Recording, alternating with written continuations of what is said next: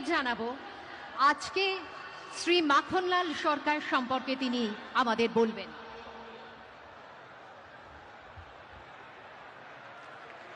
শিলিগুড়ি নিবাসী শ্রী মাখনলাল সরকার সবরই প্রতীক্ষার মতো দীর্ঘ প্রতীক্ষা।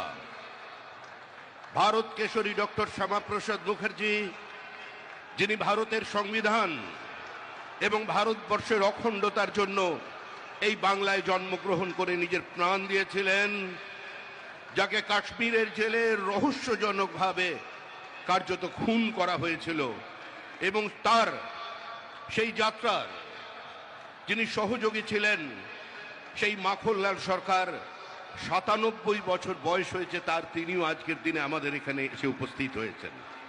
শ্রী মাখনলাল সরকার